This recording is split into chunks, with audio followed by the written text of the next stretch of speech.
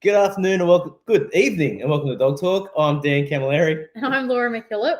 We'd like to start by thanking Enduro for their ongoing support in bringing you our fortnightly Q&A. Tonight, we're fortunate enough to be speaking with Megan Campbell and Jai Middleton from, I've just lost Sagana Kelpies. Sorry, I got so nervous I was going to butcher it that I was like, I've got it right, and then, yeah. Go on. Did well. Next minute. You did well. How's your day been, guys? Pretty crude today. Nothing a lot happening. Just feeding sheep like everyone else, and just taking the chance to catch up on a few little maintenance jobs around the property. For me, I'm on annual leave, so pretty cruisy. Just looking after Jack, which is a full-time job. Our 3-year-old. Absolutely. Yep. Do you want to introduce yourselves a little bit further and tell us where you're from and what you do? Yeah. First. Jai Middleton. I'm 38, originally from South Australia. New to the livestock industry. Just come into this full-time role my first full-time role 6 months ago.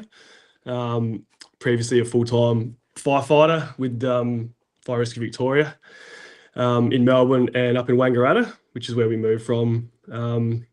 Now I'm the sole overseer at a place called Greystones down in Caramit, which is in southwest Victoria. Very cool. And how long were you firefighter for? I was with them for 7 years. Started in Melbourne and then, moved up with them to the northeast. I'm originally from South Australia and I was an electrician. But I've lived all over Australia before ending up with the Fire Brigade here in Melbourne. Yeah. Very cool. So on the land in South Australia or in town? On the land, but so my dad was a firefighter. Yeah. And we had 60-acre hobby farm, just poked around with, breeding some black cattle and, it was, not to make a living or anything like that, just more of a lifestyle thing. Mm-hmm. Oddly enough, I went to ag high school in Adelaide. So I travelled an hour from the country into the city to go to ag high school, if that makes sense. It's a little ironic, isn't it? It is, but in all honesty, I went down to the Supreme in Strathalbyn 2 years ago now, and I was gobsmacked how you can go from like massive properties half an hour in and you're in the centre of Adelaide, and that's just non-existent in New South Wales. Well, I'm a proud South Australian, and I sternly stick up for South Australia, particularly living in Victoria, as you can imagine. And that's one of the beauties of South Australia. And I give him grief. and Megan, you want to tell us a little bit about yourself? Yeah, sure. I grew up in Ocean Grove, very far removed from the livestock industry and working dogs. Then I got a very unruly dog from the pound. He had a lot of issues, and someone suggested that I start working him on sheep because he just had so much energy. I didn't really know what to do. So ended up going down to Baloka and meeting Paul McVale at Baloka and fell in love with it. All the while I was at uni studying to be a paramedic, so I am full-time as a paramedic as well. Recently moved from Wangaratta, working up there on a flexible work agreement. Now come down to Hamilton, working there full-time, just now that Jai can be a bit more flexible with work and our son. And then just livestock contract on the side. So working a little bit for a few different people down here, lots more opportunity down here. She's busier than I am now that we moved down here. Excuse me. How long have you been a paramedic? 5 years. 5 years. Coming into my 6th year. Yeah. So you guys have a great story where you're both public servants, and obviously now that's shifted a bit. Like, let's talk a bit about how that come about. Well, when we met halfway through my recruit course with the Fire Brigade. Was there like integration, no, it had nothing to do with the services at all. I was still at uni at the time. Yeah, Megan was still at uni. It was just a chance matching on a dating app, to be honest. That's really cool. And I get this quick story. Like when we met, I wasn't looking for anything serious. I'd just come out of a long-term relationship.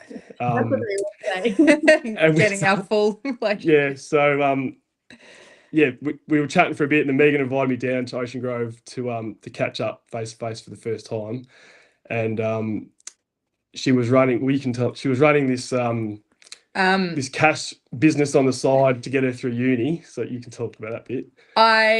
After meeting Paul, I was hooked, and I managed to wrangle a dog trainer down there that had his own business. He had 30 acres, and I said, can I run some sheep there and do some instinct testing for city slickers? I had no idea what I was doing. It was the blind leading the blind. It's just, it was good fun. It was a lot harder teaching other people how to do it. The dogs were easy, but yeah, I'm quite introverted, so it was definitely stepping out of my shell. And then actually our first date, Jai brought his border collie down and had a go on the sheep. So I was living in Melbourne, and I had this. He was probably 5 years old by that stage. Border collie that was just a running mate, just literally just sleeping in the bed and would go running every day, and that was it. Wasn't from working lines or anything. And she invited me to come down with him. And once we met up for a coffee, take me out this block where she had a handful of trainer sheep and some yards set up, and just instinct test him. And never rocked up to a date before, and seeing a woman rock up in bloodstone boots, and then an hour later was wrestling sheep on a first meeting. So, and I think about a week later, I was on the piss, and I told her I was going to marry her, and never looked back from there. It all happened pretty quick. So Yeah. That's where it all sort of dominoed on from there. And I didn't know anything about dog trialing or working dogs really until Megan dragged me out to one of the Beloka trials one weekend, and I just went just to go camping and see what it was about. I had no idea what I was going to, and Megan, she told me to have a go at their city slicker trial and lent me one of her old dogs just to go and have a crack. And that was the instigator, and it's all sort of rolled on from there. And he came home with his first puppy. Have you still got the collie? No, so he's still about, but as things got a bit more serious and I started accumulating more dogs, he was getting older and being left at home a lot more. So I made the hard decision to retire him, I guess, to an old couple. Yeah, an old couple that had more time for him. So yeah, he's pretty happy. Last time I went and saw him, he was about 5 kilos fatter and had a spot on the couch inside, and he hadn't been in our house for the previous 3 or 4 years, so he was much happier. Living the high life. Yeah. That's cool. That's cool. And so how did your addiction for trialing progress from there? I think I was involved in a few dog rescues, and Jai was convinced he was going to get a rescue dog and turn it into a trialing dog, and I convinced him finally to get something well bred, and we were just sort of doing the trip from Melbourne. We were both hating Melbourne. We were both positioned for work, so we were doing the trip down to Beloka every second week, and progressed to, in COVID, we ended up on 100 acres in the Dandenong Ranges, and we were just commuting down into the city for work, which was a godsend in COVID, having that 100 acres, and we just had trainer sheep, and both decided we wanted to get out of the city as quickly as possible. So I had an opportunity to get work moved up to Wangaratta, and we bought 28 acres with a bit of extra lease land and got cattle, and went from there, and then just started going to trials and pestering everyone for any extra work we could get. But a few things in between all that. So I had sworn when I bought that collie I would never buy a dog from a breeder again, because there's all these pups and everything that get taken to the pound, and I was going to rescue something. And then after that trial that Megan let me her dog, I was, well, I'm going to find a rescue and I'm going to turn it into a trial dog. And we were already fostering the odd pup by then already through one of the organisations. And yeah, we'd bring one in for a few weeks. I'd fall in love with it, swear it was going to be the one. And Megan went, righto, let's take it to a mate's place that had some sheep, see if it's got anything. And within the first 60 seconds, she went, nah, it's shit. You're not keeping it. And my heart would break, and then we'd find it, we'd adopt it out, find it a home, try the next one. This happened 3 or 4 times, and eventually, yeah, she convinced me just to buy a properly working bred pup, which is the one that we ended up coming home with from Paul down at Baloka after one of the trials there.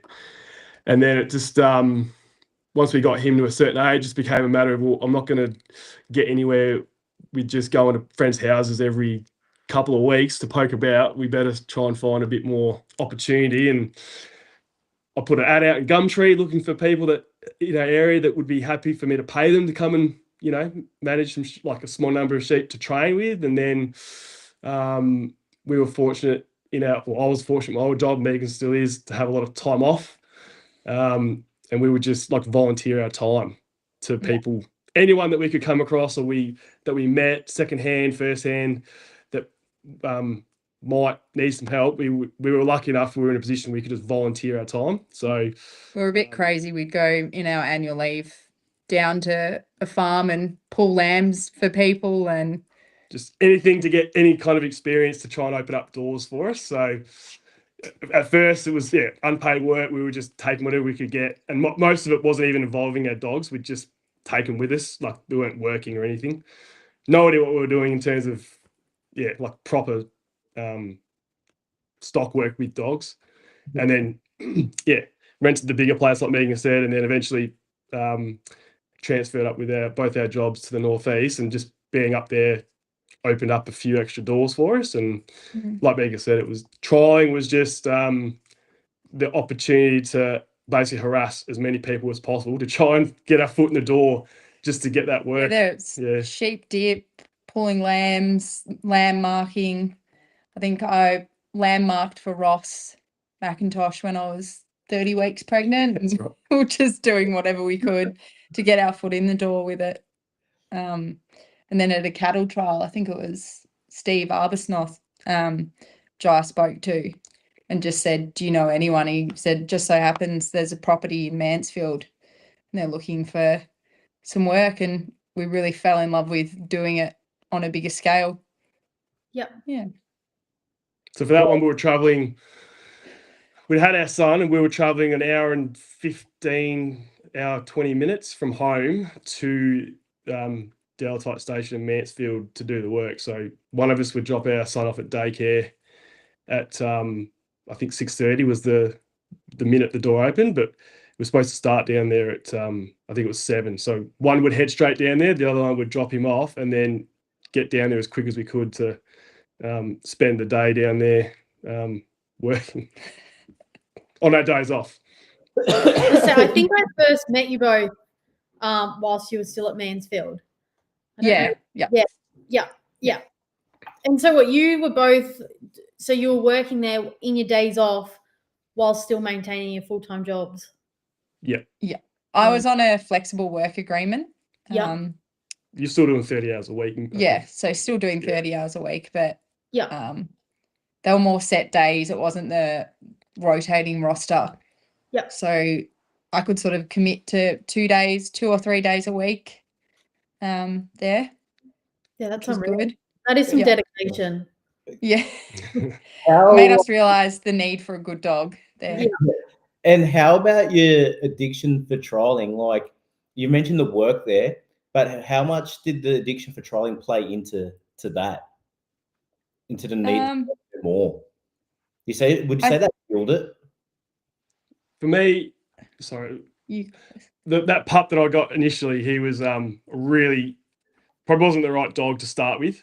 Yeah. Like for a green handler that had zero experience and training a properly bred. He was very high drive, really strong headed. I feel you And there. I just with even my inexperience, I could just tell I wasn't going to get out of him in a trial sense what I wanted unless he was working. Because I go to a trial and all he'd done is train, and he just had so much drive in him. I just hang on as best I could and hope that he didn't, do Half the anything time too you'd call bad. it because you could see him wind him up like a Yeah. So that was probably the initial motivator to try and get more work. But then the more work we did, the more work I was enjoying. And yeah, my focus probably changed a little bit between the work and the trialing. I still love trialing, but I really love the work, like the day in, day out work side of things. I don't get to as many trials as I'd like because of work and a few other things. So the work part of it's my real passion. Time being, I still want to be a good trialer. Don't get me wrong, but and coming into the scene like as rookies, and you mentioned Paul there, but then I'm assuming Paul wasn't at a lot of the yard trialing you were doing. Was there anyone specifically that took you under their wing or that you gravitated to that helped you? That helped you, I suppose.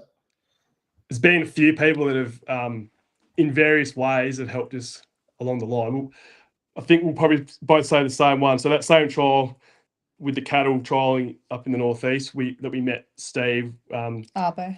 We met a guy named Scott Oliver, who's a local guy that was running and managing a small operation in the area there. And same thing, I just had a chat with him and we exchanged numbers. He said that, at some stage, you have to get us out just to mess around with some dogs. And he wasn't the first person to make that kind of offer, and had found that people would say it, but it was often hard to actually nail people down to get you to come around. And we both basically harassed Scott to the point that he did eventually get us out. And Scott's become one of my best mates, and was the first person from a work sense that really spent time during a work day to talk with me and allow me to think about it without any pressure of getting a job done. So there was one of the early days I was out there. We went out to muster a paddock, and we spent 15 minutes before we even got started just sitting at the top of the hill looking out over the paddock. And he just asked me, how would you approach this before we get started? And no one had ever asked me that. And it's pretty basic stuff, but he just made me think about a couple of things that no one had ever got me to think about. So the outlay of the paddock, things like that. So Scott's one of the bigger ones for me. Plenty of other people on the way though. Yeah. I'd probably say I met Perry Chappell through dog rescue. Yep. And then she helped me a lot with some young dogs. I'd drive from Ocean Grove up to where she lived in New South Wales and spend the weekend there. And she got me onto Warwick Doolan and had a few goes on the sheep dip there. Had no idea what I was doing with my rescue dog, but Warwick always had the time to lend a hand with that sort of thing. And then obviously Ross McIntosh, he's given me a lot of help along the way with the contract work. Probably at trials themselves, just most people are pretty approachable, really. You ask some questions and they're happy to give you feedback. I find people like Craig Ogier will talk to you all day. If he's been judging or not, he'll tell you how you went, how you could improve. I don't know. Everyone's just really quite friendly. Yeah. We're both pretty introverted people, and probably early days we've spent a lot of time just sitting together off under a tree somewhere else because we were too intimidated by all the open handlers to really approach them. Sort of felt out of our depth and out of the clique, I guess. But it's been a skill that we've sort of forced ourselves to start approaching these people and talk to them, and people are happy to talk about themselves and their dogs. So after a while, it's easy to talk to people. If you ask them about themselves, everyone's happy to talk about their own things and their own dogs. So that's been a good way to open tool for us. I think you hit the nail on the head there. Well, really, it's the easiest way to start a conversation in the dog world, I think, is Absolutely. Yeah. Yeah. So definitely. you got the trialing bug. You're getting out. You're doing a bit of work, getting some experience. At what point do you guys turn around to each other and go, "Oh, I think I need to make a life-changing decision"? Like, how'd that come about?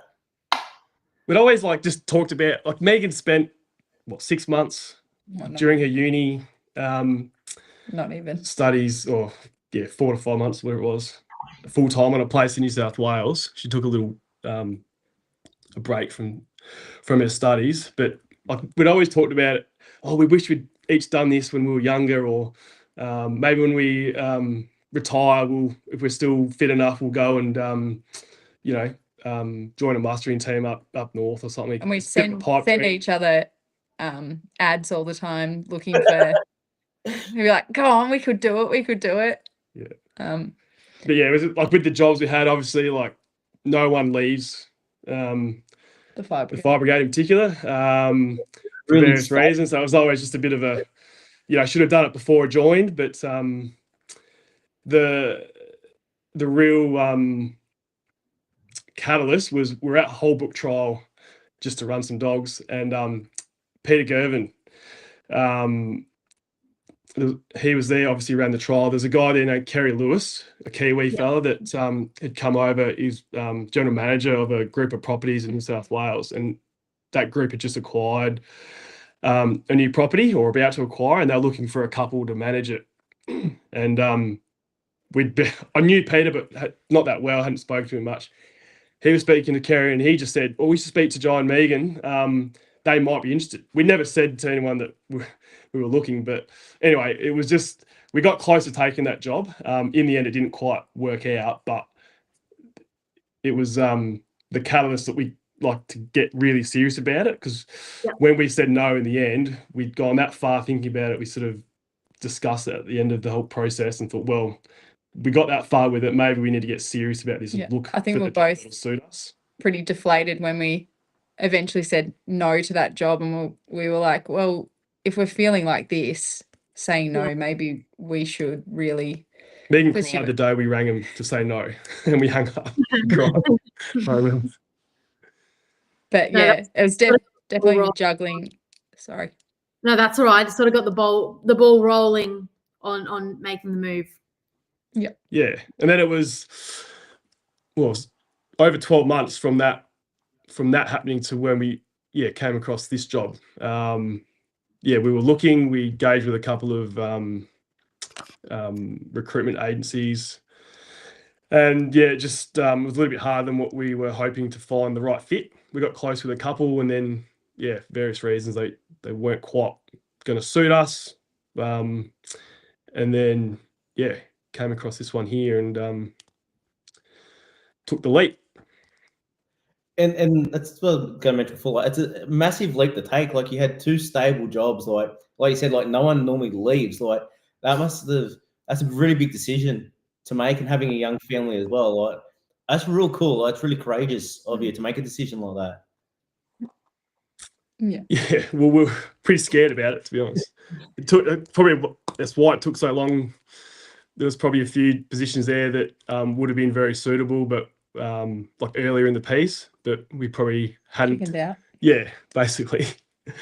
There's a lot of positives to it. Like, we've given up a lot with work, but you do sacrifice some stuff, particularly with your time, with the work roster. With a young family, it's hard to manage with 2 shift workers. So me giving that up has made it a lot easier to manage things at home with young family. So that was one of the reasons we wanted to give it a go, amongst a lot of other things. But Were there any outside influences that helped make that decision as well? In what sense? Sorry. Like people like giving you the support to go, mate. Like, if that's what you want, like just have a crack at it and do it. Like, like there was. I think there was that, and then a lot of people were like, "Sorry, what are you doing?" It's probably more the opposite. Yeah, most people were like, "Wait, may help." contributed to us like holding back from it Yeah. because of the attitude that Megan mentioned. Like, I know for me, the general like feeling towards that stuff in the fire brigade. Once you're in, you do your 30 years and no one ever leaves. I was terrified of telling my dad, Yeah. which was dumb, but that probably was my biggest hold back from pulling the trigger on it for a long time, because I was just terrified of what he was going to say. Not because he was a firefighter, but just why would you give up that security? Yeah. You got a family and all the rest of it. But I was worrying about nothing in the end. But I think my parents were supportive, but they were also a bit like, you've studied so long at university, what are you doing? But I'm still obviously in my job. We found a way to make it work. Yep. Yeah. Which is And good. you enjoying the paramedic in your different area? I am. I had a really good friendship group up in Wangaratta, but down here it's different, and I think it's a lot quieter in a lot of senses. So I can, like, a night shift is pretty chilled out, so I can contract either side of, like, I'll contract the day, then go to night shift and contract the next day. Yeah. So it's been good in that sense. That's Some people think I'm a bit crazy. Hey, John, what do your days? that was probably like what Megan just said then was a big part of it. Like, one of the real benefits with the fire brigade and what Megan does is the time off, because you work a lot of night shifts. And but all I was doing up in Wangaratta on my days off was working on the farms anyway. So I was doing a full-time week with the fire brigade, and then going close to working a full-time week around that on farms. All whilst bringing a newborn into the world and everything like that. So, like, the 3.5 years before we came down here, it was the busiest I've ever been. Probably got to the point where something had to give. I was probably stringing myself out too much. Mm-hmm. And I'm doing all this stuff on my days off. Maybe that's what I should be, like, when I don't have to be. I was getting paid by that stage, but I didn't I wasn't doing it for the money. It's for the love. So, well, if I've got to give up something, maybe I should be doing the thing I'm giving up my time off to do, rather than the job, if that makes sense. Yeah. Joe used to be like, I don't want to go to work. I want to go back and work on the farm. So there was a bit of being like, well, do it full time then. Yeah, that's your answer, isn't it, really? When, you know which one to go do. Yeah. And then you mentioned, like, just before we go, you mentioned John Cantrell, I think it was. I'm a podcast nuffy. I love your podcast. I listen to just about every episode. When you had him on, I think it's the only time I've actually logged on live. Yeah. And asked a couple of questions. And I asked John about this. So I was still full-time in the fire brigade at that stage. And I asked him if he was ever tempted through his career to leave and make the change, because we were in the middle of this whole process, and I think I was looking for someone to tell me it was okay to do what I was thinking about doing. And he didn't give me the answer that I wanted, because he said no. And I think his reason was, like, the money was too good to give up, which is fair. But I come away from that and I just thought, and nothing against John, but I was like, no, that's not a good enough answer for me personally. Like, I don't want that bit to be the reason I don't do something because of money. Like, like, I've taken a pay cut to do this, but we've set ourselves up in a way that we're still, like, nothing much has changed in our financial situation. So that time you had John on, like, that, it was a key moment for me, getting that answer from him on that question. Yeah. Well, it's something you could relate to, being in the same profession, right? Yeah. And even though he gave me the answer I didn't want, it was, I don't know, because I'm stubborn or something like that, but it was like, no, that's not good enough for me. Like, The fact that you weren't satisfied with the answer is probably another reason. Yeah. You made the comment of money, and that is a big thing to a lot of people. Is that something you reckon that the whole industry almost needs a revamp with? Or holds people back? It holds people back from jumping into the industry?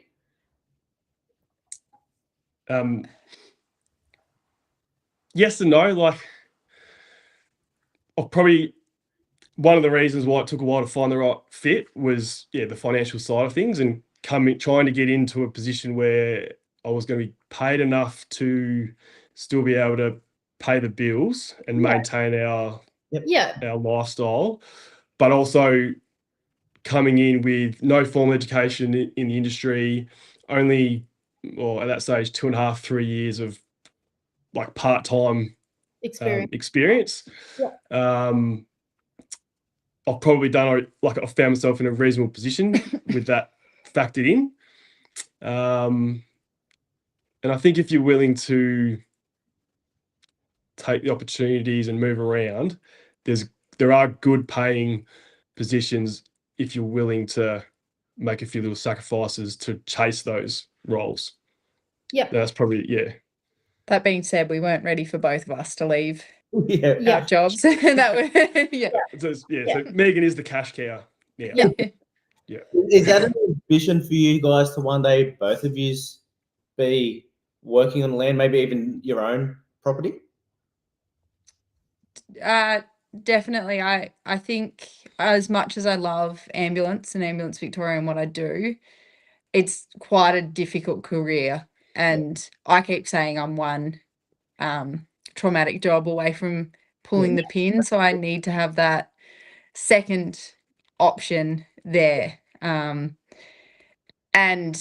I think they say in Metro Melbourne, the average paramedic career is 2.5 to 3 years. Oh wow. So I've gotten past that already. Yeah. Tell me if I'm wrong, but other than a teacher, I think probably being a paramedic is probably one of the most thankless jobs you get from the people you serve sometimes as well. Would that be accurate? Like, yes and no. We do get a lot of thanks and gratitude. Like, we'll be in the supermarket grabbing our lunch and people will pull you up, and it's actually quite awkward sometimes because they're like, oh, you guys work so hard, and all we've been doing all day has been sitting at branch and studying really hard. But there are days that you feel like you've moved heaven and earth for some people and that you don't get the thanks, but that's not why I do it. I guess I'm not there wanting to be thanked by every patient I go to. If that makes sense. Yeah. I couldn't do Megan's job. Like, you couldn't pay me enough to do it. Yeah. You couldn't pay me or thank me enough for what they do. Like, I've actually got, he's moved on before I got there, but his wife still works at Hamilton branch. He's actually left to become a full-time contractor as well. So I'm definitely not the only person that's done it, but I haven't actually met him because he was contracting beforehand. But yeah. And what made you go down that line of work? Like, crazy, maybe. I don't know. It took me a while to, like, I didn't start as a paramedic until I was 30. Yeah. Took me a while. I tried nursing, couldn't stand it. Yeah. But still I just didn't want to be in a hospital all day. I think it's just the autonomy that you have in the job. Whereas in the hospital, you've got to ask a doctor for everything, every medication you give, whereas out on road, it's just you and your partner. You've got a set of guidelines that you need to follow, obviously. Yeah. But it's you calling the shots. It's really autonomous. I sometimes think, why do I have this level of responsibility? I guess having some control over death is a big part of it. Yeah. Like, as weird as that sounds, you can walk into a job and you can have some level of control over things. Mm-hmm. Which is probably getting a little bit too in depth and And you part of it for you is probably Megan worked really hard to get there as well. She had a few little obstacles along the way. Things. So I actually had a pretty bad head injury while I was studying, and took a few years off.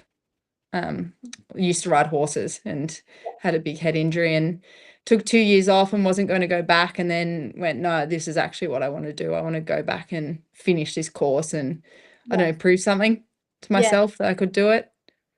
Yeah. That's Beautiful. awesome. Yeah. You must have one of these personalities, but you can't help to help, because like when you're not saving lives, you're saving rescue dogs. Like Jai would probably beg to differ. She's just stubborn. Like, yeah. No, I do, like, the rescue dogs, and I guess I do like to help and do what I can in situations. Cool. This really is. And Jai, what's an average day look like? Well, is there an average day? But what's a day look like for you now? Like big shift from what you're used to. No donuts and fire poles anymore, right? Yeah, like that's probably the biggest change there. I'm working on my own every day for the most part. The owner's about, but he lives on the other block 20 minutes up the road. So I've gone from working in a team of 8 every day, and 8 mates, where we used to do what firefighters do on your shifts. And now I'm sort of on my own with my dogs as company. And so like at the moment, with the dry down here, I'm spending most of my days feeding out, catching up with those little maintenance jobs when time allows, and on the computer a lot. It's obviously a big career change in terms of my knowledge base. So I spend as much time as I can around what I got to do on the farm and managing what I'm doing with the family, on the computer, studying, and trying to it's been a bit of a crash course in managing livestock, I guess. Like all my previous work I was just a labourer, basically, like a stock hand. So because I was part-time, I just rock up on whatever day and basically get a list of jobs, boxes to tick for that day. Move this mob from A to B and drench this mob, and didn't have to put much thought into it, why or whatever. And then came down here, and suddenly I've got to, the biggest thing I've had to try and get my head around is just feed budgeting and assessing feed on offer in paddocks, and spending more time looking at the ground and dirt than sheep, probably, because it's just not something I've ever been in a position that I've had to think about much. And is it sort of been helping you through that, like good advice that you can bounce ideas? Yeah, so one of the reasons this position at Greystones, where I am, was a good option. Just got to put a dog outside. Sorry. The owner, it's family property and he's added some blocks to it, but he's got a background in education as well, in the ag industry, and has held some pretty high positions in Australia and overseas. And for some reason he likes to think out the box. And when I was put in front of him as an option to fill this role, I think he liked the idea of bringing someone up, because I guess I showed a level of keenness. So he's been really good at setting me up with, I guess, mentors in the various aspects of my role. He signed me up for the Lifetime New Management course straight away. So we're in the first few months of that, which has been a massive help. He sends me to every workshop in the area that pops up that's sort of relevance to what I'm doing here. So he's been fantastic at putting me in a position that he's giving me a lot of responsibility, but he's not hanging me out to dry either. A lot of investment. He's giving me the tools to eventually get my head around all that stuff. And that must be pretty pleasing when someone wants to invest in you that much as well. Like they see potential. Like that must make you feel pretty cool as well. It was one of the reasons why we were willing to, it's like a 5-hour move from northeast Victoria down to southwest Victoria, because of that. Like it's like I've said this to a few people, my real interest is in shifting and moving and processing stock. Like it all boils down to, I love my working dogs, and I just want to give myself as much opportunity to work dogs as I can. So all this stuff about feed budgeting and pasture management, livestock management, it's all giving me tools to open up doors for me to work stock and work my dogs.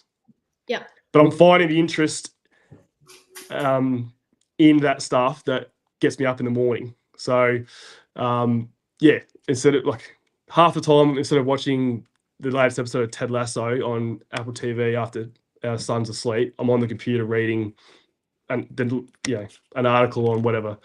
And for Campbell, the owner, the boss, it benefits him to give me as many tools as possible, because the more that I can work autonomously, the less he's got to be involved. So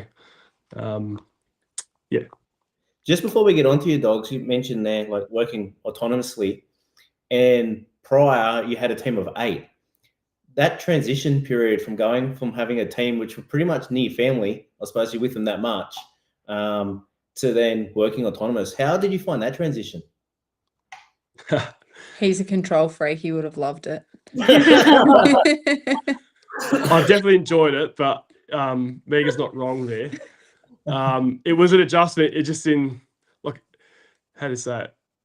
Sorry. I'm very used to that structure in the day. Like, you start at 8 o'clock in the morning on shift with your workmates. You do your daily morning chores until 10 o'clock. You have your smoko as a team.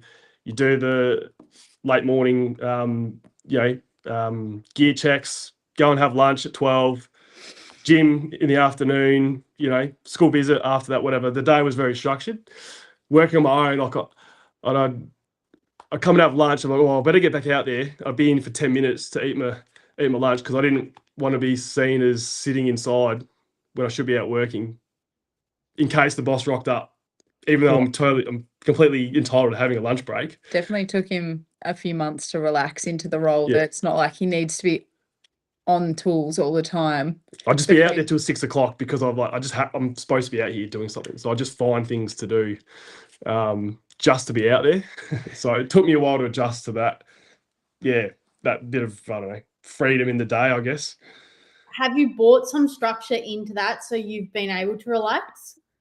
Or it's still just finding the routine of it, I guess. I still got to, the morning normally starts with getting Jack, our son, ready for daycare or kinder. So that sort of kicks the day off. And then as soon as I'm back from dropping him off, then, I'm sort of into the day and, just develop the routine, I guess. Your day's pretty ruled by feeding out at the moment. Yeah. I feel like that's what you're doing 24/7. Yeah. How have you transitioned into it, Megan? Like, you've got a different side of it all, not just helping Jai at work, but also, running the house and work and all the rest. Like, how do you go with all that? Like, no, I love it, I think. To be fair, Jai's probably, because I'm working full time and works an hour from home. So Jai's really probably stepped up a lot more with Jack. Like, it's hard sometimes. I'll leave before he's awake and I'll get home after he's gone to bed.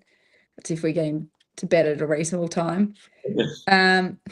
But I love that I can work stock. I can turn to Jai and say, do you need a mob moved? And I don't have to think about any of the management side of it. I just get to move stock and have the dogs. And it's funny now, because when we had our own little 30 acres with, a dozen cattle and, a handful of trainer sheep, there's obviously not a lot to do with them in terms of like managing them. So any little opportunity to work them, we would almost fight over it. No, I haven't worked my dogs in weeks. I'm going to shift them. Now, like, I'm so busy and like I've got that much stock work at my disposal because I'm the only one. I'm often like, Megan, can you go move that mob for me? I've got other things I got to do. And that being said, like, there's so much contract work down in the Western District. Like, it's obviously getting a bit quieter now, coming into lambing, and it'll ramp up again coming into spring. But Jai almost has to pencil me in if he needs me at home because I'll have 5 other jobs to do. I'll be like, sorry, no, I've already committed. So I'm loving all those opportunities for stock work and livestock work. It's just building a team of dogs. Obviously can go from being pretty quiet when I'm at work to full noise, pushing up to crutching trailers. It's a very specific dog that I need to be able to find. Yeah, we better talk about dogs. We've Yeah, gone well- for 40 minutes and we've barely spoken about them. For people that started with some trialing and doing some work, like how or if has your team of dogs changed?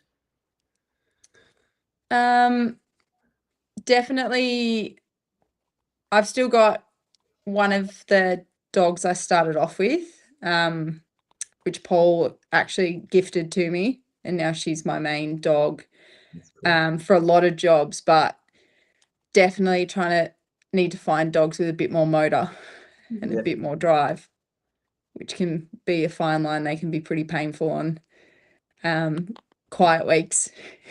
Yeah. Yeah. I'm hearing you. Yeah. Yeah. How about your team, Joy? Yeah. Jai's barely got a team. Yeah, I'm still trying to get an established team together. I've got one fully going dog and another one that she's almost there. Probably haven't quite got all the buttons on her, but my focus has definitely shifted since coming full time. Like prior to being down here, it was like very trial focused. So the type of dog that I'm after has changed. Doesn't have to be as flashy. Yeah. And Megan and I have, we definitely look for different things in our dogs. Megan's work's slightly different with the contracting. She probably needs that more yardy, full-on type. And my work's still probably 60-40 paddock and yard work, but I am on my own. So, just still trying to get that balanced team. And the trialing ability is a bonus on top of that, I guess. Yeah. So I'm assuming you guys are both sort of looking for that all-round dog as the ultimate, or are you happy to have your paddock dog and your yard dogs? My personal opinion on this has changed, but I'm not sure. But you have to ask Megan will be able to tell you what her thoughts are. So I've only got one, what I'd call probably yard dog in my team, and then two dogs that do it. I wouldn't call them out and out yard dogs, but I think with most of my work pushing up to crutching trailers, I probably need more yard in my team, and I've got two quite nice paddock dogs that I often get frustrated with, and then I go do a paddock job and go, I actually really love you. You're amazing at paddock work, but so I'm forcing paddock dogs to be yard dogs. No, that's cool. Yeah. And how's your perspective changed, Joy? So I used to be all about finding like that 60-40 dog, like individual. So 60% paddock ability and 40% yard. Because I had the thought like, there's no point having an out and out yard dog if you can't get him into the yards in the first place. Yep. Since coming out here, I'm still looking for 60-40, but not in the individual dogs. I want a 60-40 team of dogs. So I'm more happy to have specialists if I've got my overall work covered. So if I've got a couple of more paddocky types that can give a chop out in the yards, but then I've got one or two like out and out yard dogs that can maybe drive the laneway and have that balance in my team. It gives me excuse to have more dogs, and I don't have to smash those couple of dogs for everything. That's the goal. I haven't got there yet. Probably got that paddock stuff sorted. I'm getting by with what I've got in the yards, but probably still, I am lacking that like excellent yard dog, I guess. Especially on the big composites we have here, they can turn what you think is a good yard dog into water pretty quickly. Yeah, absolutely. And is there, like you've mentioned Paul's dogs there a few times now, is there another line of dogs that you think is suiting you well, or even something that you want to try? So not by design, but I seem to have gravitated towards some of the Capri stuff. My main bitch is by Capri Outlaw, but when I got it, I had no idea about pedigrees and bloodlines and what traits came with those bloodlines. I literally bought her as a pup because I had this other dog that was so mad in the head. I just couldn't get him to walk straight and tail a mob. And came home one day, probably complained to Megan that this dog was doing my head in. I just want him to tail a mob in a laneway or in the paddock. I need to get something else that will do that job. And Chris Egan, who owns Outlaw, just posted a video of Outlaw, doing exactly that, just a nice straight walk in, and had a pup there available. So I just bought her off on that one video of that dog, the father just walking in on this sheep in a straight line. And now I've got 4 other bitches of various ages in my team at the moment that I'll go back to those Capri lines either directly or within a few generations. And they just seem to suit more my personality more than anything, I think, and my lack of ability, I'd say. Lack of training ability. Coming from initially trialing to working, has your personality played a shift in that role? If you understand where I'm going, like with the dogs? So I've got a much shorter fuse with my emotions. I used to say I'm a really calm, collected person, but if you hung around when I'm on the farm, you wouldn't think that at all. I'm just loving how honest. Like, that's a very honest thing to say. Like, yeah. What did Megan and Jack came out to the yards the other day, and I was already in the middle of a job. Clipex was not catching the sheep. And what did Jack say? He's like, said something about Dad saying naughty words. You're not allowed to say those. He's like, are you scared? So I was like, Jai, you need to. Yeah. So Jai's probably found it hard because you've obviously seen him in the flesh. He's 6'9". And when he starts to boil up, not at dogs usually, but at either the Clipex or a gate coming open and lets out a few expletives, a lot of dogs they jump out of the yards and don't like his pressure because he just is a lot of presence. And it's taken him a while to figure that out. And trialing on a weekend, that probably didn't show because you just work your dog in a trial setup, do a bit of training and put the dog away. But I'm probably stealing your thunder here, but yeah. No, Megan's exactly right. Like I've really struggled, and it's my biggest selection criteria, I suppose, when I'm looking at dogs is their temperament. They've got to be able to deal with my presence just being in the picture. Because I didn't appreciate for a long time how much presence I would put on a dog just by being present because of my size. People had pointed out to me like a few times, but I didn't. I'm like, no, I'm a gentle giant like that. There's nothing to that. But I've definitely come to realize it's a big part of it. So that temperament's massive for me, and their ability to also take physical hits and pressure from the stock too, because of the setup we're working with here and the type of sheep that we're dealing with. I've definitely had to change my dogs. I used to like the really nice footwork, really archy types that look really nice. But then those dogs are sometimes a little bit too sensitive and too smart that when you're contracting and they go in tight and they get a knock, they go, I'm not going in there. So having to look for more of for want of a better word, a slave, something that'll just go all day and get knocks and smile at you and say, give me more. So which they definitely don't translate to trialing as well. Yeah. How does that go with your personality? She's harder than me. Oh, I know, yeah. No doubt. I was gonna say, just whenever I've seen you around, you just seem like quiet and like don't have that big personality to match that dog. But Jai's shaking his head saying no.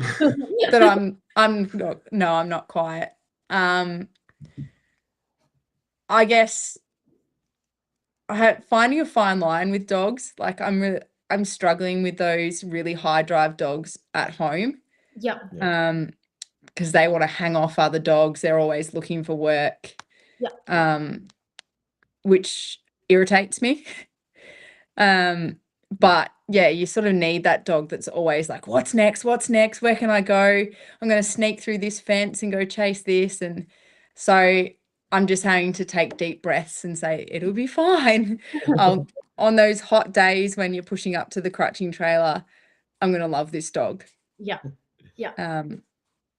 And yeah, I think I'm pretty impatient with a lot of dogs as well, which I've sold dogs way too young and now seen them with their new owners and gone, damn. We've both been guilty of that. Megan probably sets a much higher bar than I do for her dogs, and therefore she probably has a better team of dogs at the moment. She's a lot pickier than I am.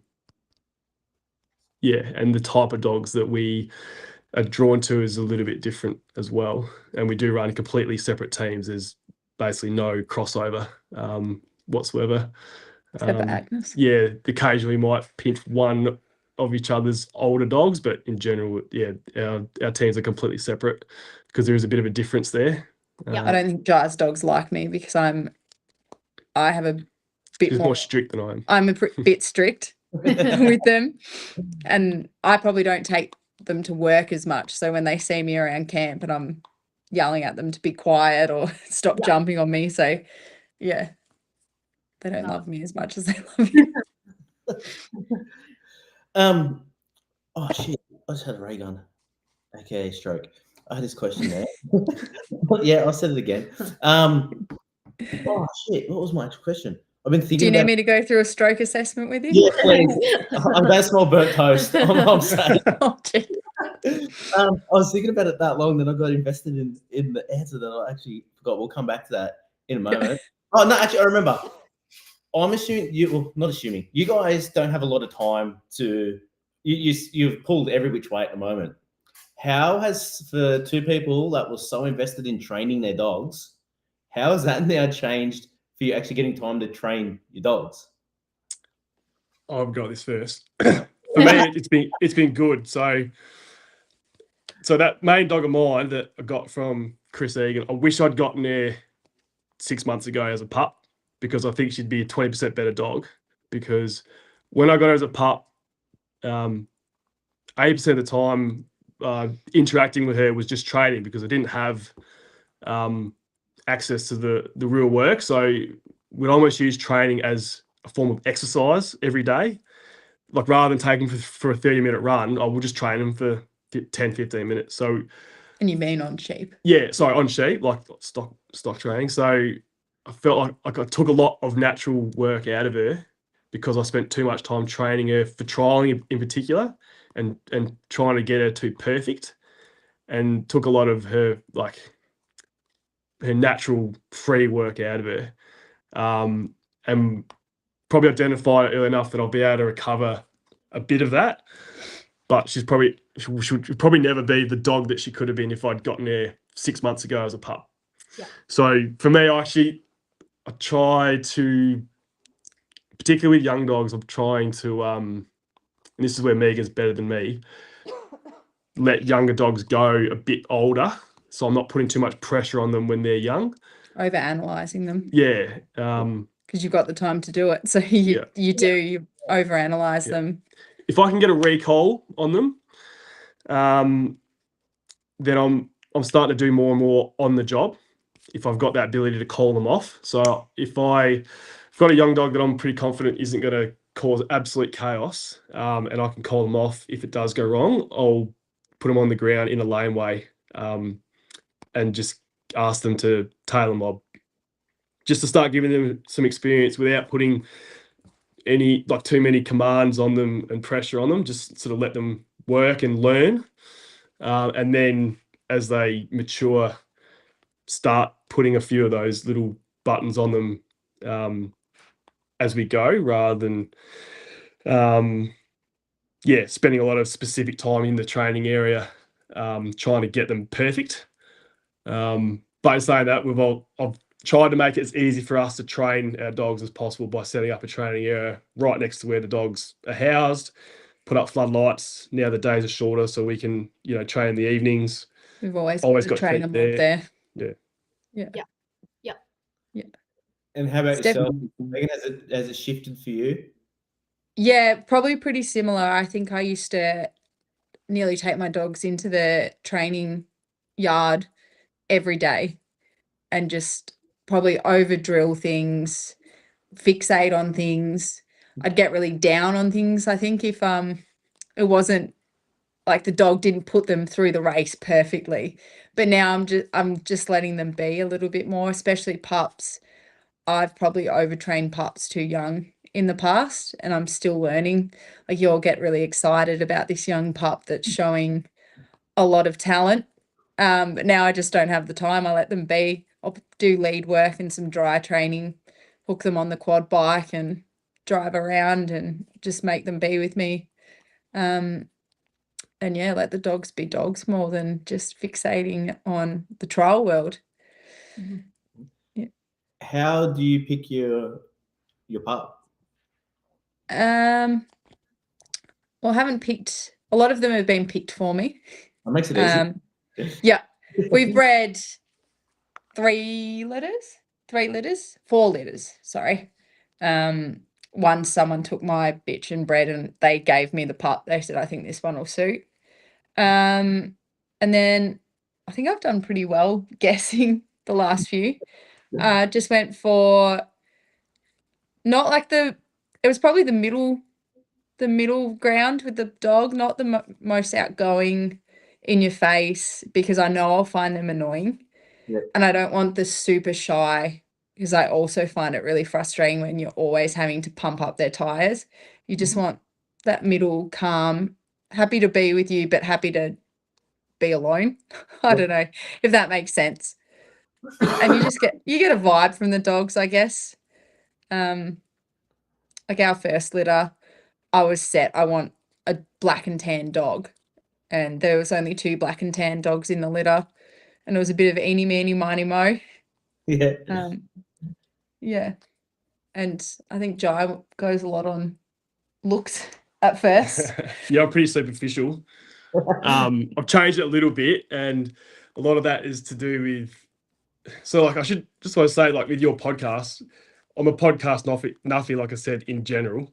I've always got earbuds in the ear listening to something, but like your podcast is so good because like we've gone to the schools, in person when we have been able to, and that gets harder and harder with family and stuff.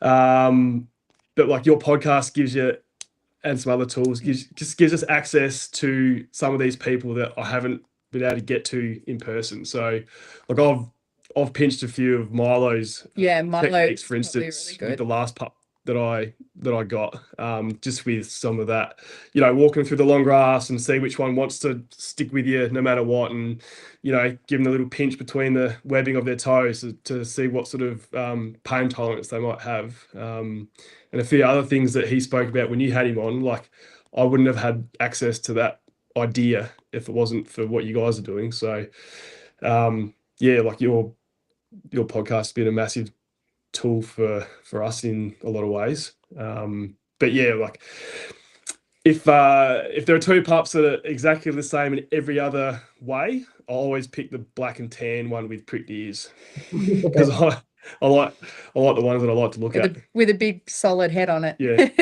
And I do prefer bitches over dogs. Yeah. No, I come from the horse world, and we always said it costs the same amount to feed a pretty one as it does an ugly one. But exactly, work into account, it's a hard one to relate it to. But what is someone say to us once? I can't remember who it was, and they said they'll always pick the pretty one because it's always easier to get rid of pretty one if it doesn't if it doesn't work out. Yeah, that's like everyone always said. Take the red and tan bitch because it will always be easy to find a pet home, because everyone wants a red and tan bitch. Yeah, I think it's very superficial, but on top of the physical looks, like, got to like them, so their temperament. And I just think that if you like them, and I'm not the first person to say this, obviously, but if you like them, you'll just put more time into them. Yeah. If they annoy you for whatever reason, like if it like you don't like looking at them because they're ugly, or they just carry on and whinge and whine when you've got them on the back of the car or the bike, you're less likely to take them with you. So you just makes it harder to build your bond. You're less likely to get them out to train them. So yeah, liking the look of them and getting along with them is like so important. I'll put up with a lot of shortcomings in their ability if I get along with them and like them. Absolutely. Definitely agree. We started, when we first started, we talked a little bit about obviously your professions and trialing and that. What is it?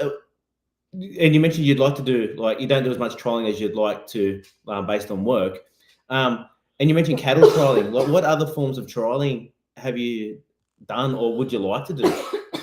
I think we've had a crack at everything. We're definitely not great trialers. I have a love-hate relationship with trials. I always enter, and on the day I get so nervous. I'm like, why do I do this? And then I usually stuff something really simple up because I just blank. But yeah, that being said, I would love to have a great utility dog. Utility trialing is, I think, just shows the dog's ability. Even just like doing those SSDs or the USD would be amazing, just to show you have an all-round type. But obviously there's more yard trials around, they're accessible. So yeah, we do a lot of yard trialing. I've tried a few 3 sheeps, it hasn't gone well. I think I put it through the sheep through the obstacle 3 times backwards before I got it the right way. It just kept going like this, and that's all right. Cattle trialing. I like cattle trialing, but we don't have cattle dogs. They're not strong. If it's going well, it's going well. But yeah. Yeah, I'd be the least successful trial you've ever had on here.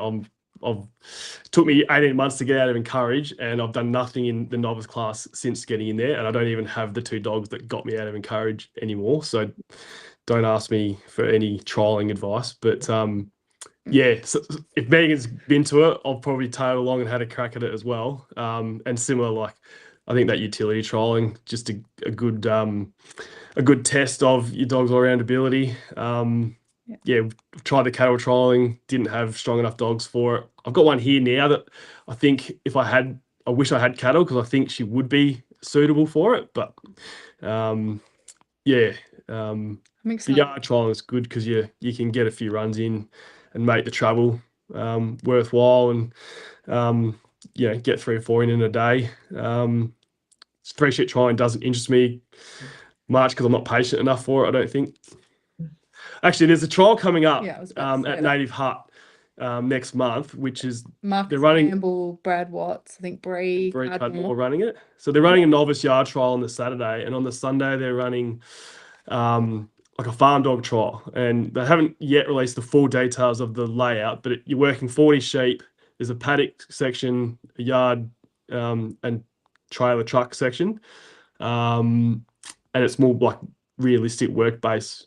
And I love that concept, and I'm really keen to get down there and just see how that goes, because I've spoken about something similar, like a desire to try and run something similar to that in the past when talking to like mates like Scott, because we froth on this sort of stuff. So that's one that I'd love to see more of. I haven't been to it yet. It's obviously hard to get enough sheep to have 40 sheep per competitor. Absolutely. Yeah. If you could have one trophy on the wall from any discipline, what would it be? AFL Premiership. You need to win a senior premiership. Stop. Like the dog stuff, as much as I say I'm a rubbish trialer and I'm focused on work, like if you got dogs, who honestly would say they don't want the the Australian yard dog trophy? Like, I'm so far from that, but I'd love to, get that, even if it takes it till I'm 60 years old and nearly retired. Like, I'd love to get to that point where I'm competing at that level. Yeah. We're definitely small fish. So that's a long way off. How's little Jack go when he's trialing or working? Does he get involved? Has he got his own dog? He says that Agnes, my dog, is his dog. I usually get yelled at if I take her to work because I'm taking his dog. Often we sort of set him up with trucks and toys to play with in one pen when we're doing yard work, but then the next minute you'll see the sheep all going down the lane because he's opened the back gate and left it open. And so it's chaos with a 3.5-year-old, I guess, is the best way to put it.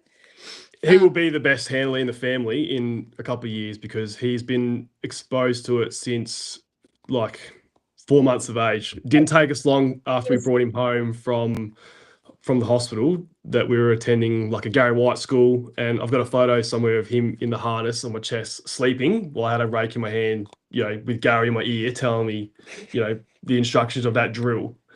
So he gets dragged to all those workshops, every trial. And as he's gotten older, it's gotten better because he's starting to see the same kids it's like at a every tribe trial. of And kids at they each just go off trial. and, run after themselves, and everyone's sort of half watching them. He idolizes Mitch and Kate's kid, Huddy, as well as AO's boy, AJ. I remember we were at Beloka at one trial and AJ's got a lamb and he's pretending to shear it, and Jack's pretending to be his Rousey. He just loves it. That's awesome. That's really cool.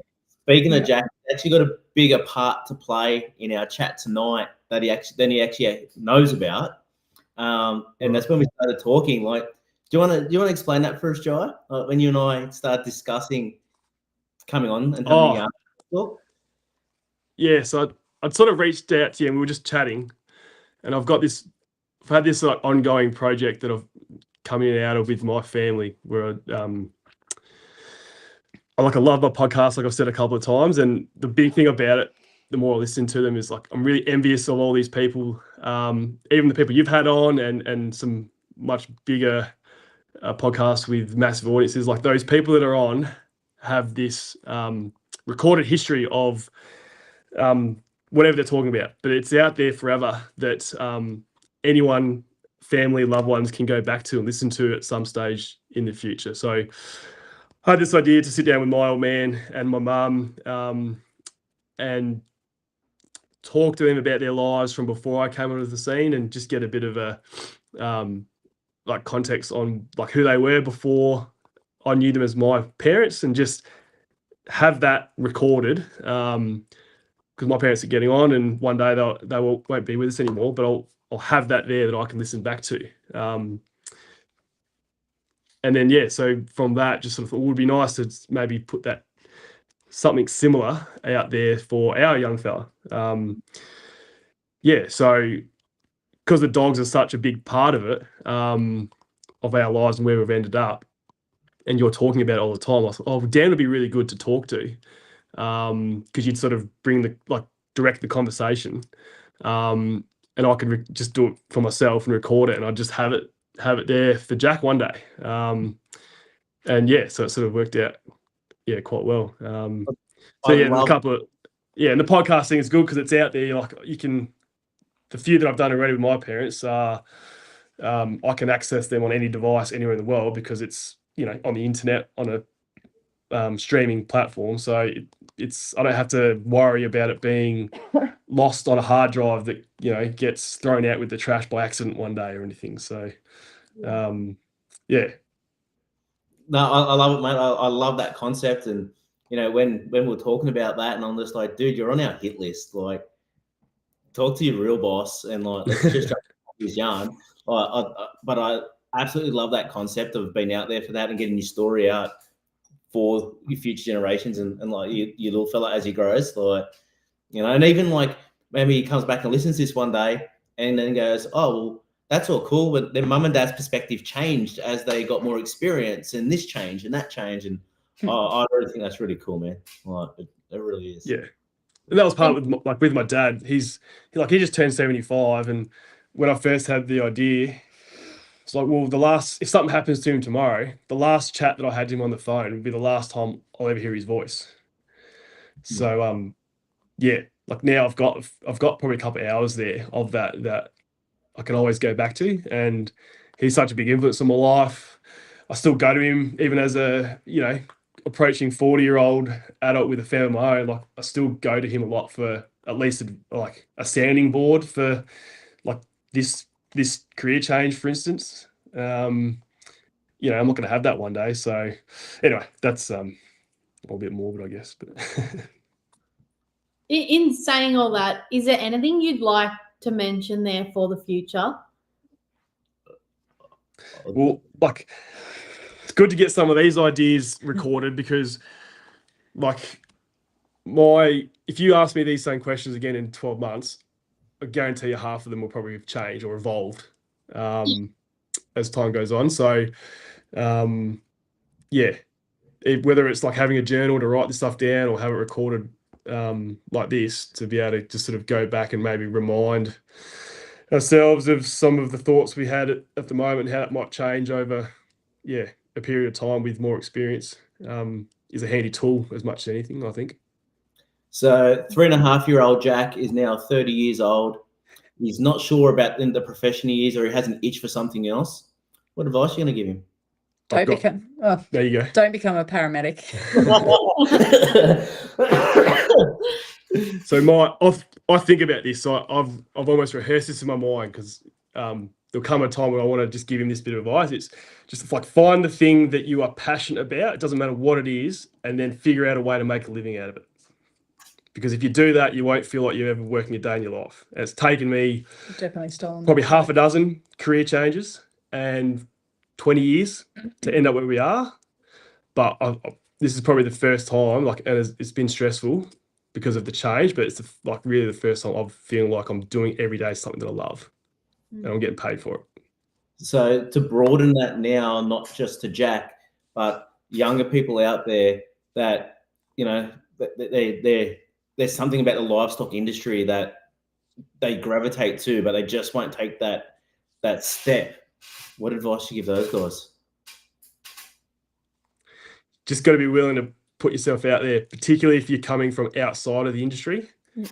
Just as we were fortunate because of our previous jobs allowed for us to do this, but we literally gave up time off and volunteered our time just to get our foot in the door.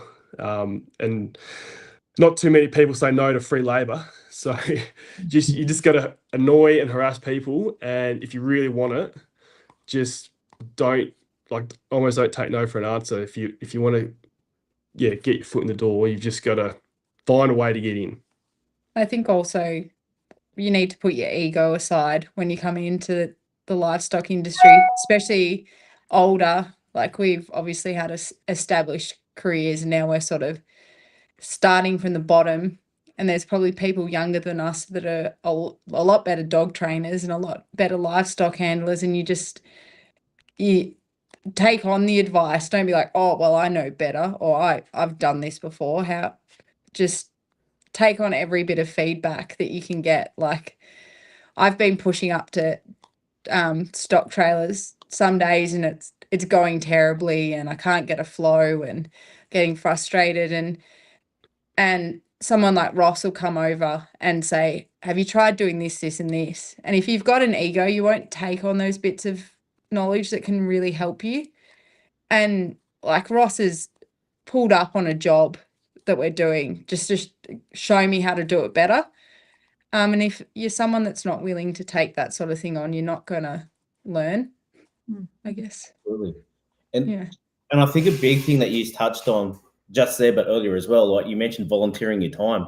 Like sometimes you have to give to be able to grow. And I don't think that sometimes people are willing to do that. And that's if I can commend you for something, that's awesome what you guys have done there. Like you gave and gave and gave to be able to grow. And then that helped in your growth in what you're doing now. That's fantastic. That's awesome. And a lot of people wouldn't do that. And I think sometimes young people don't want to give because they think maybe they're going to get exploited or taken advantage of. Yeah, you've got to know your value too. You don't want to put yourself in a position where people will take advantage of you. But the worst, if you're in a position to do that, then at worst you're paying yourself by gaining experience, and that will come to fruition down the track. So, and look, to be honest, most people that we've done that with, it didn't take long before they started paying us anyway. So I might have volunteered initially, and and whether it was those people directly that started paying us or the next person, because I'd gained that bit of extra experience to be able to put myself in a position to ask to be paid. Like, yeah. And even taking on the jobs that aren't the exact job that you want. Like we started working at a feedlot for a bit, and it was not my idea of what I wanted to do.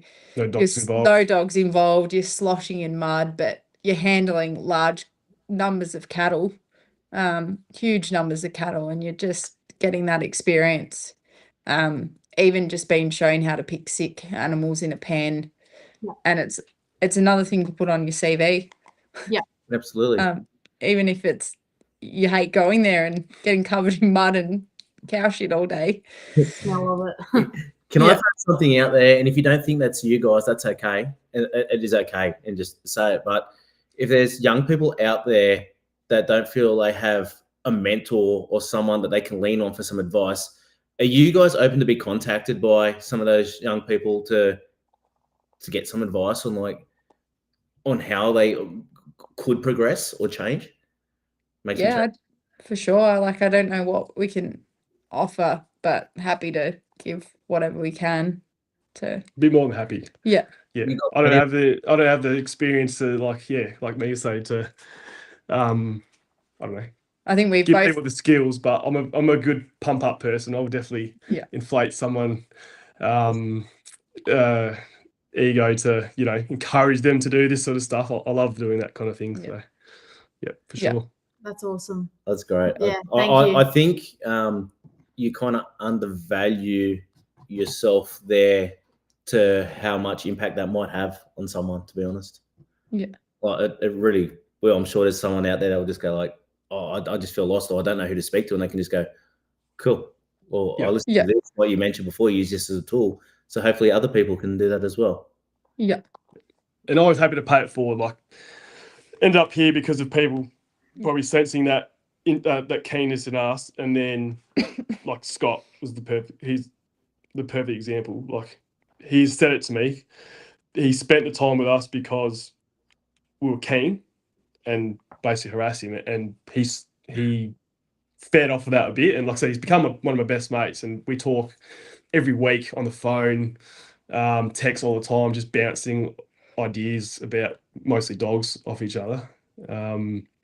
But yeah, just came back to that, showing that eagerness and that keenness. So I think the attitude, I guess, keenness and attitude are what'll get you anywhere in life. Like, even as a paramedic, we get students all the time, and I'll always give a better report to the students. They might not know our guidelines, they might not be the smartest, they won't be able to tell you the patho of a heart attack, but they haven't sat on the couch and looked at their phone all day, and they've wanted to learn, and that you can't teach that. So same in the livestock industry, like, you just have to and take on feedback. Don't give an excuse for things is a big thing, I think.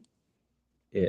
Just, even if you don't agree, just smile and nod and take on a piece of it if you can. Yeah. I probably need to learn that with Jai. Practice what I preach a bit. What awesome question you have today, Laura. I hadn't even thought of one. I was really enjoying the chat, so I haven't even had a chance to look at one. So we'll go to our normal one.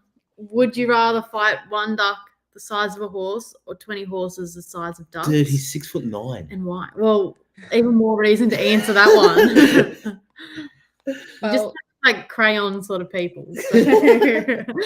I've got an answer for the crayon one, because you asked that last episode I listened to it. I thought about it. I had a duck growing up. Well, I had one duck that was really nice, but then we had another one that was super aggressive, and I was petrified of that. So if it was the size of a horse, no thank you. You're taking the horse. But I'd go the horse-sized duck, because I can eat, and I love... We need to start breeding those. One of my first job was at a Malaysian restaurant, and they always used to feed us at the end of a shift, and my favourite dish was Peking duck, so I'd go the Peking duck just to get the feed. And mate, because you put so much effort into the crayon. Yeah, I want to question. know that answer now. I didn't hear that one. Well, you were- I if don't you- know the exact color, but I'd pick the least. So I'd pick the most popular color because you're going to get out of the box more often and use, and you actually get to live your purpose.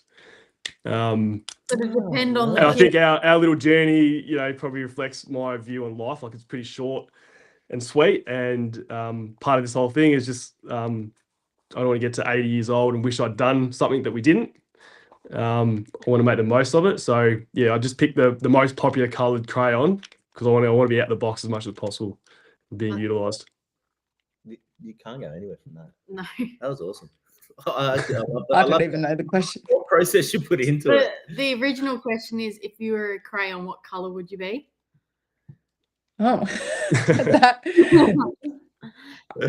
what answer can I give after that without sounding just I so don't know. shallow?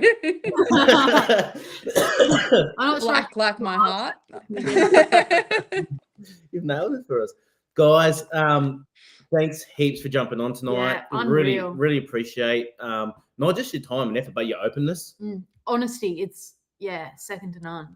Sorry, we didn't talk about dogs as much as we probably should have, but That's cool. Well, we touched on dogs, we talked on dogs, but for like I said, you're already on our hit list, and the massive part of that was you guys had such a we still do had two jobs there that could take you so far, and to decide to do something else to follow a passion, that's really big. So that's what we really wanted to hear from before, and about anyone can talk about dogs. You've told us you probably don't realize how much you've answered about dogs without talking about dogs. Yeah. I definitely picked up a lot from you guys in just terms of what you like in a dog without even having to ask, what do you like in a dog? It's really cool. We're definitely dog obsessed. It's probably all we talk about in our marriage. Thanks for having us on. It's really good to get some of this stuff, say it out loud, because sometimes you have the thoughts in your mind, but until you say it out loud and bounce it off people. That said, for someone that's an avid listener, are you gonna tune in and listen to yourself? No, I probably will. I won't. I hate the sound of my own voice. Can you put it into script form and I'll read it? Probably. I can for you. Voice to text. Once again, thanks heaps for jumping on tonight. One last I'll question. go far away. Is there anyone like you guys would love to have a sit down and have a chat with? Oh yes, we did talk about this actually. Yeah. You go first. I think. Have you had Craig O'Gear on? No. He's just always such an open and friendly person to chat to. I think he's really good. Even Andrew and Ali Whelan, I think they've got a different perspective as well. And we obviously I talk dogs with them all the time, and I really like what they're doing with their breeding going forward. Yep. And obviously, Scott, Oliver. Yeah, Scott would be one for me, just because similar personalities, and came into it a little bit later in life as well. So just on a similar theme. And absolutely dog obsessed. And he's probably more obsessed than I am. He keeps me motivated. He's done a lot of schools.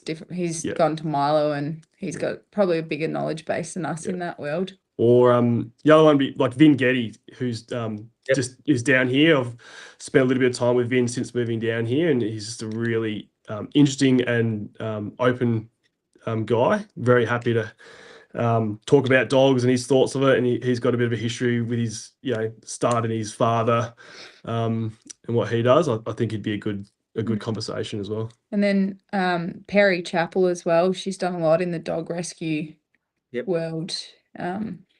Dogs for Jobs, and then as Herd to Homes as well. Pretty interesting, all the work she's done there. Definitely. Awesome. Thanks for that, guys. It gives us plenty of new targets to aim at. So we'll try and get in contact with a few of those people. That'd be great. Yeah. No worries. Once again, thank you very much.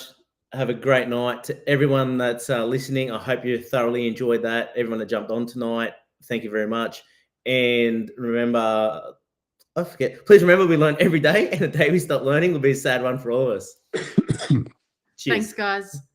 Thanks. Thanks. Don't have